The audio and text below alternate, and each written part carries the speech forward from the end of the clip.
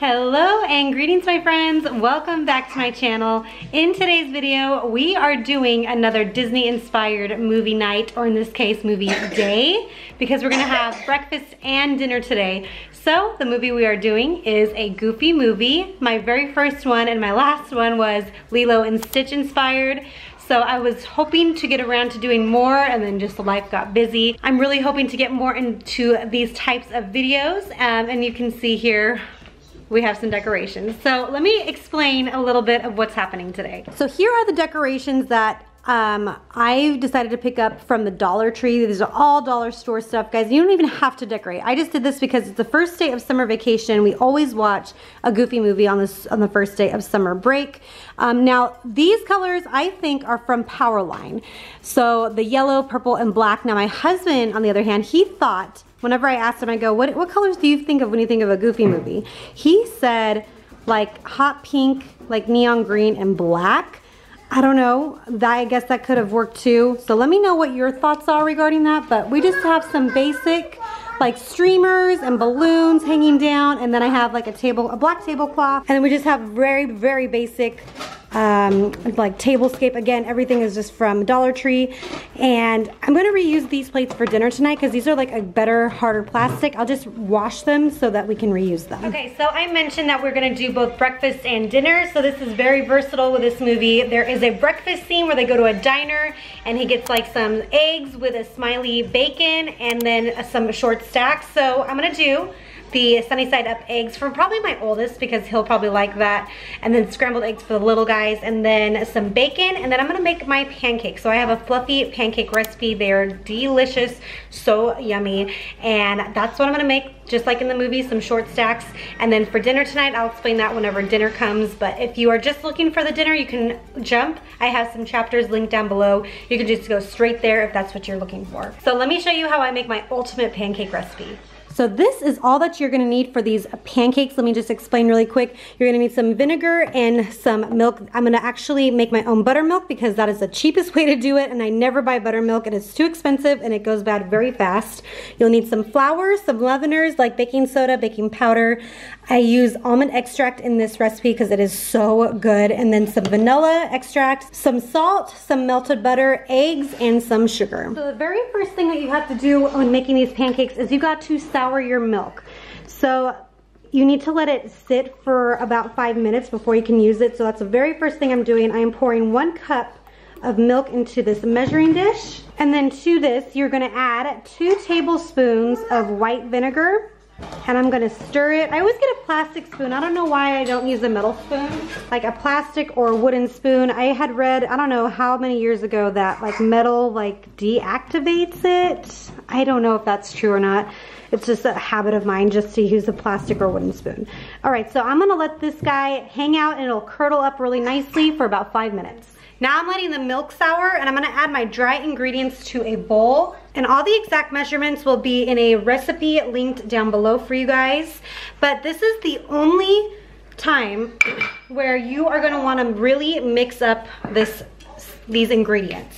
And that is because once you add in the wet ingredients, you are not gonna wanna overmix it, because that is how you're gonna get flat and kind of like tough and chewy pancakes. So at this point, this is when we're gonna really mix it to make sure there's not too many lumps in here. So we are whisking this up. And then we're gonna add in our eggs, extracts, so some vanilla and almond. You guys, I've been doing this for years. It just brings like a nice nutty like warmth to it, and it doesn't take much because you can really taste it in there. And then in here I have my cooled melted butter.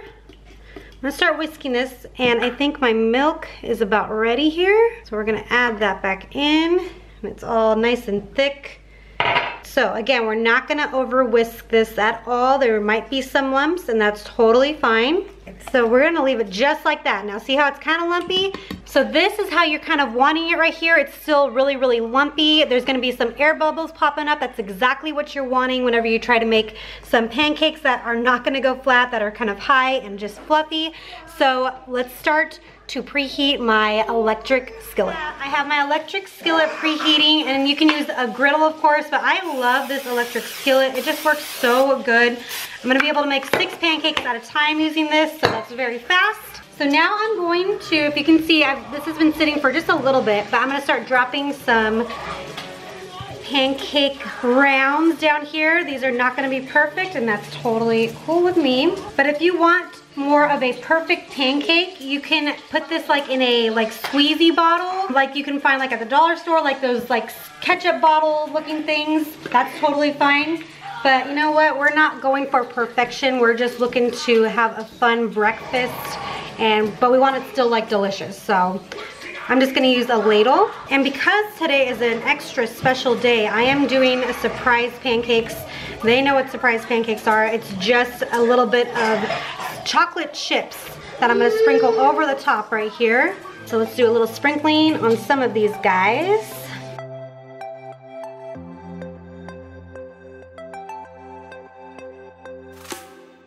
And one I'm gonna leave without for my daughter.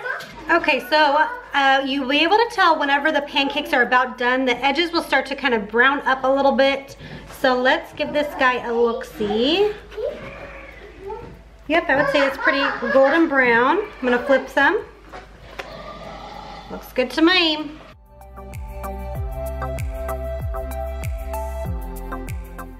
All right, got those. They're nice and brown. So just take another maybe 2 or 3 minutes on this side. I already have my bacon that has been fried up. Some of the pieces are actually curling into a little smile, which is perfect.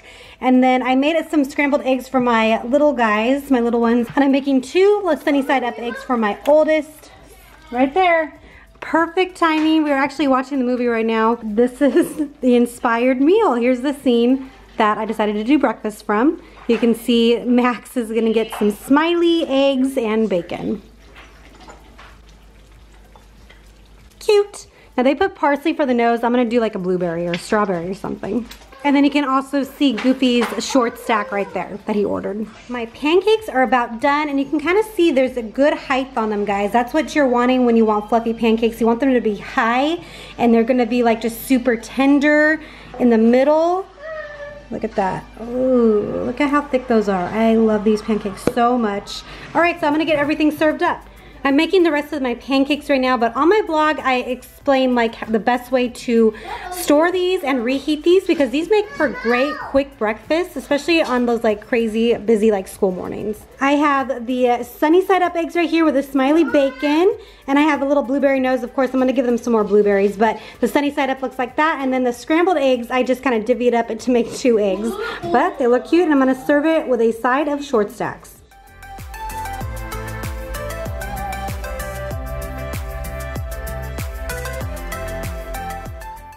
Continuing on with our Goofy movie day, so we're getting ready for dinner here. We already finished a Goofy movie, so we're gonna start watching an extremely Goofy movie, but for dinner, I'm still gonna be using meals that you would see in a Goofy movie for dinner tonight. So just letting you know that, because I'm not that familiar with an extremely Goofy movie. So on the menu for tonight, I'm gonna be doing Hi Dad soup, just like when they were in the car. Bigfoot kind of kept them in there and they were reminiscing, so I'm gonna do that. I'm just gonna make a simple tomato soup, and I have the alphabet pasta I'm gonna add to that. I'm also gonna make some sourdough grilled cheese sandwiches, just to have as a side, because you need with tomato soup, you need grilled cheese. And then the other thing that I'm gonna be making is something that my husband actually came up with, and they are a perfect cast of fish sticks. So I'm gonna I'm gonna air fry up some fish sticks in the air fryer. I'm gonna pair it with like some tartar sauce and some lemon wedges.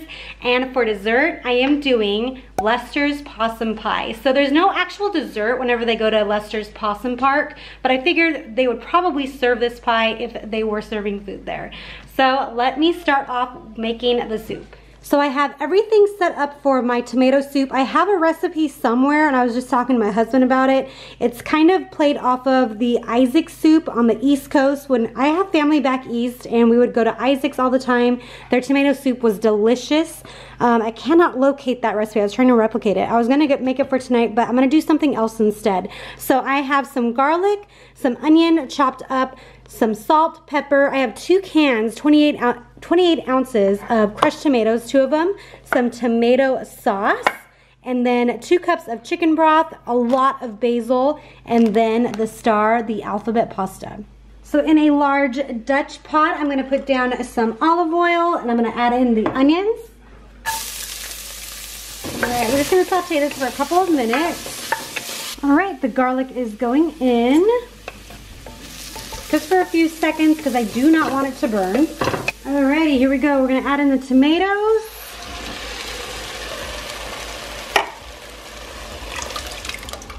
The 8-ounce can of tomato sauce. And then the 2 cups of chicken broth. You could use water too if you prefer. Or even vegetable broth would be good too, vegetable stock.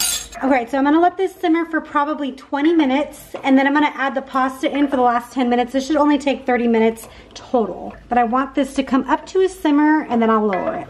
And then what I might do too is I might get out my immersion blender. I rarely get to use that.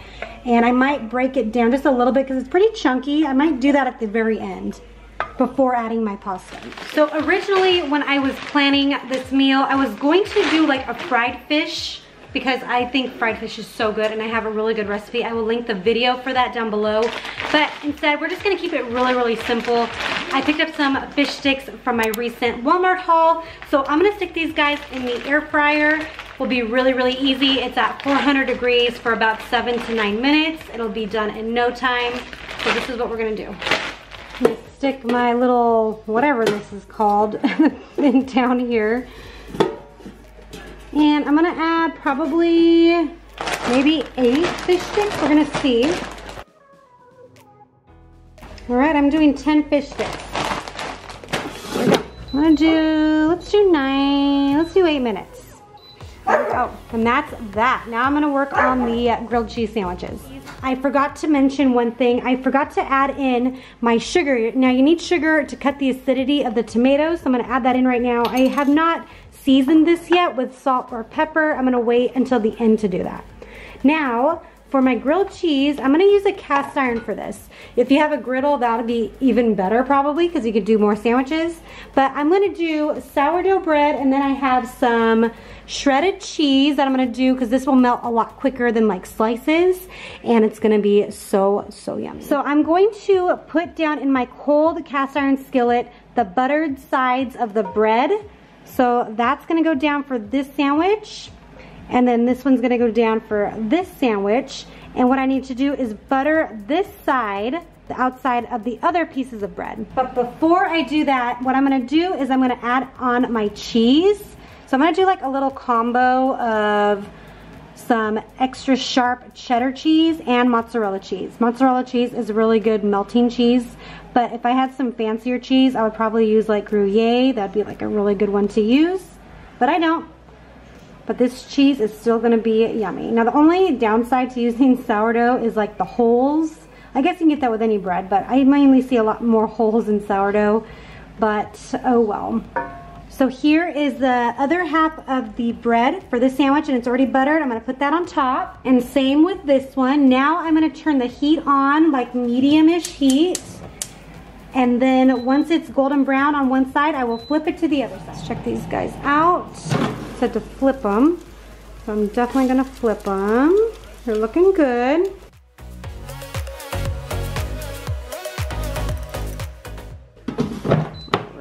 There we go, and it just continues going. So it is nearly time to add in my pasta. I'm gonna use my immersion blender just to break up some of these chunks just a little bit.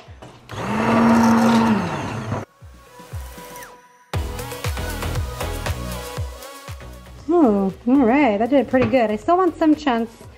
I pretty much got all the chunks. Well, no, there's still a few, that's good. Okay, now I'm gonna add in the pasta. There we go, I'm gonna do all of this. Give it a stir. All right, so now we just have 10 minutes and this will be done. Let's see, how are we doing here? How are we doing? We're looking good. Flipping it.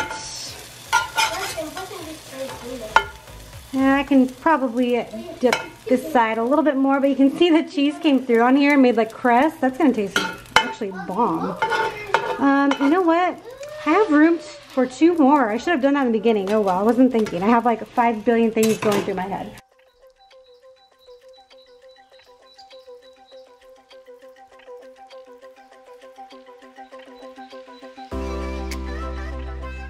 So one of the other things I completely forgot about was the Leaning Tower of Cheeza appetizer. So I have the cheese in a can and Ritz crackers. I'll see what these guys think about this.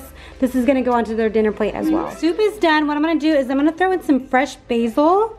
Now I'm gonna season it with salt and some pepper and give this another good stir. And then I'm gonna try it before I serve it, because that's always the smartest thing to do, because it might need a little bit more salt, but we will try. And then I wanted to show you, you can kind of see the letters. It's a little hard.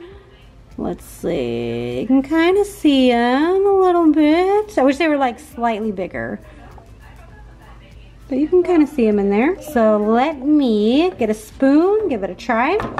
Okay guys, that is good. Like, it is simple, but it needs a little bit more salt.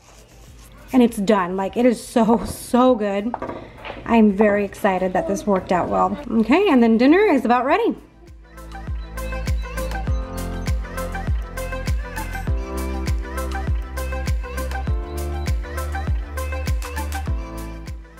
So here are the finished plates. So I had to add some green because it was just looking way too brown over here. Needed some freshness.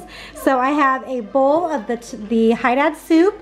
I have some grilled cheese sandwich right here, yum. Cucumbers, some very odd looking cheese crackers, the perfect cast fish sticks, and then I have a little lemon wedge and some tartar sauce.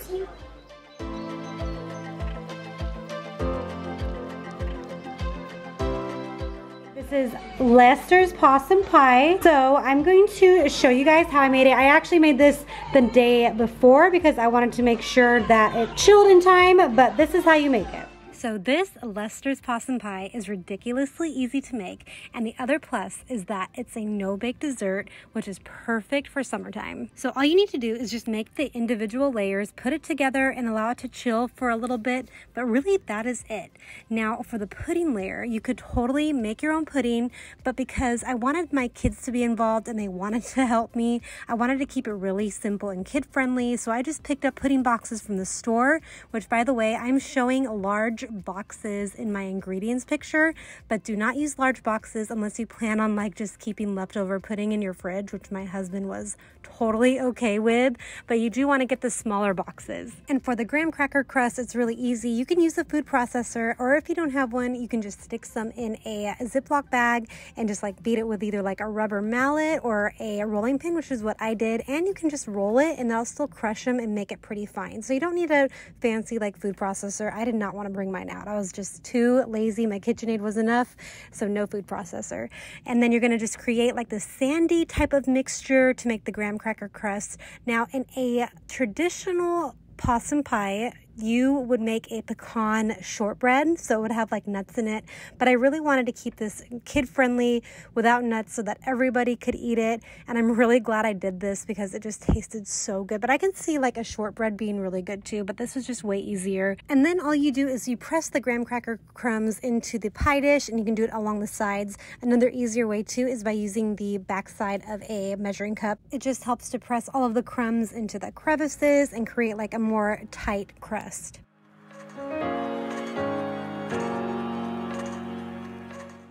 For the cream cheese layer, I use just a whole brick of cream cheese because I hate when recipes call for like 6 ounces or 4 ounces, not even utilizing the whole brick of cream cheese, and I'm like, what else am I going to do with this? So I'm using an entire brick. I'm also increasing the amount of sugar because I don't want this super tangy. I know like with cheesecakes you don't put too much sugar because you want to be able to taste the cream cheese, but because this is more kid friendly, I up the sugar content just so that it's not super overpowering. Also, in a traditional possum pie, they do not use vanilla pudding. So I wanted to try to create like, I don't know if this is kind of weird, but I wanted to try to create the fur colors of a possum, if that makes sense. So I wanted to incorporate both vanilla and chocolate by making like a marble effect. You absolutely do not have to do this. You could just straight up use 2 of the small boxes of vanilla pudding or 2 small boxes of chocolate, or you can use both and mix it together. Whatever you want to do, it's just super versatile, just whatever your family likes to do.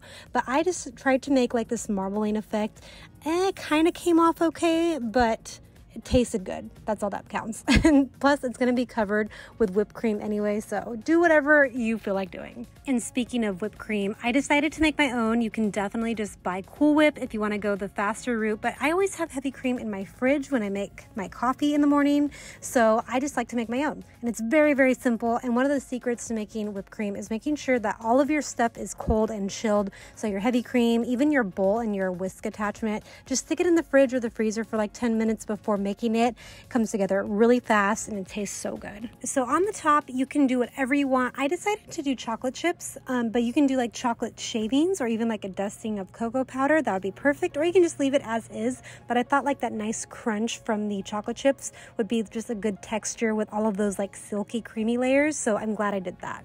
And you can kind of see that my marbling effect, you can kind of see it. It's kind of overtaking the cream cheese layer, but you get the picture of what I was trying to do. And that is it, friends, for this Goofy Movie family night inspired dinner and breakfast. I hope you guys enjoyed it. Leave me a comment down below of which Disney movie I should try next. All right, and we'll see you in the next video. Bye, guys.